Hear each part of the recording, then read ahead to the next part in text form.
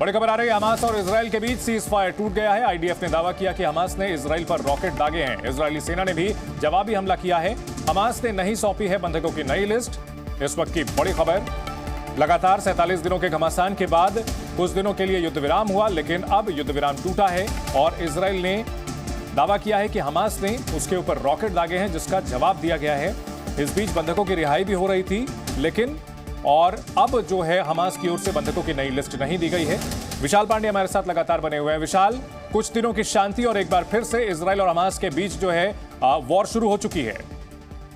देखिए, बिल्कुल यहाँ पर आईडीएफ की तरफ से दावा किया गया है कि हमास ने एक बार फिर से सीज फायर का उल्लंघन किया है। इजराइल की सीमा में रॉकेट फायर किए हैं लगातार, और इसके अलावा जो यहाँ पर एक लिस्ट मांगी गई थी कि आज किन बंधकों को हमास रिहा कर रहा है, वो लिस्ट भी अभी तक इजराइल को नहीं सौंपी गई है हमास की तरफ से। तो ऐसी स्थिति में ये तनाव और ज्यादा बढ़ता हुआ यहाँ पर नजर आ रहा है, क्योंकि एक ये आप कह सकते हैं अस्थायी सीज फायर था, सिर्फ बंधकों की रिहाई और जो कैदियों की रिहाई थी उनके बदले में ये सीज फायर हुआ था। लेकिन आईडीएफ की तरफ से ये बड़ा दावा किया गया कि हमास ने एक बार फिर से हमला किया है, इजराइल की सीमा में रॉकेट फायर किए हैं। तो देखना ये होगा कि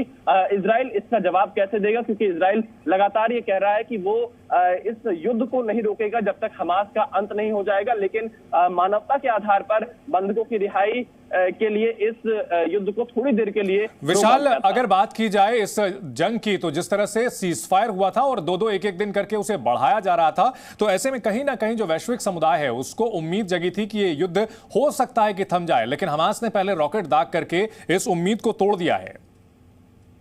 बिल्कुल, देखिए, हमास की तरफ से जो रॉकेट फायर किया गया है, इजराइल इसका जवाब जरूर देगा, और इस बात की उम्मीद बेहद कम है कि ये युद्ध रुकने वाला है, क्योंकि ये अस्थायी तौर पर युद्ध को रोका गया था। इसमें कतर ने मध्यस्थता की थी, मिस्र ने मध्यस्थता की थी, अमेरिका की भी एक बड़ी भूमिका थी कि बंधकों की रिहाई हो जाए। लेकिन पिछले कुछ दिनों से बंधकों की रिहाई चल रही थी। इजराइल भी जो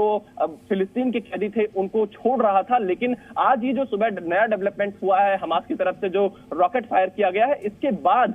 इजराइल का अगला कदम क्या होगा ये देखना होगा, क्योंकि अभी तक बंधकों की सूची हमास की तरफ से नहीं दी गई है जिन्हें आज छोड़ा जाना था। तो अब देखना यही है कि इजराइल इस पर किस तरह से आगे रिएक्ट करता है, और जो इजराइल के सहयोगी देश हैं, खासतौर पर अमेरिका, वो कैसे इस पूरे मामले पर अपनी बात रखता है, आगे उसका रिस्पॉन्स क्या रहने वाला है, क्योंकि हमास ने एक बार फिर से सीज फायर का उल्लंघन किया है, ये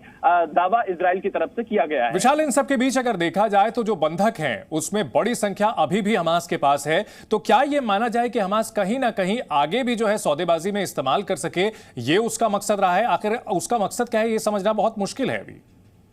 देखिए, बिल्कुल हमास की यह कोशिश हो सकती है कि वो बंधकों को अभी भी अपने पास रखे, क्योंकि अगर एक बार सभी बंधक हमास ने रिहा कर दिए तो उसको इस बात का डर है कि इजराइल पूरी तरह से उनके इलाकों पर हमला कर देगा, और यही वजह है कि हमास यहाँ पर बंधकों को एक साथ रिहा नहीं कर रहा है, बहुत कम संख्या में रिहा कर रहा है, ताकि वो इजराइल पर दबाव बनाए रखे। लेकिन इजराइल अब इस पर कैसे रिएक्ट करता है इस नए घटनाक्रम के बाद, ये देखना काफी महत्वपूर्ण होगा, क्योंकि अभी तक तो अस्थायी तौर पर सीज फायर था, लेकिन अब जब उल्लंघन हमास की तरफ से किया गया है तो इजराइल इसका जवाब जरूर देगा, और ये तनाव और ज्यादा बढ़ सकता है। चंदन, बिल्कुल, तो इजराइल और हमास के बीच जो सीज फायर अस्थायी था वो खत्म हो गया है, क्योंकि आईडीएफ ने दावा किया है कि हमास की ओर से रॉकेट दागे गए हैं और इसका जवाब भी इजराइल की ओर से दिया गया है।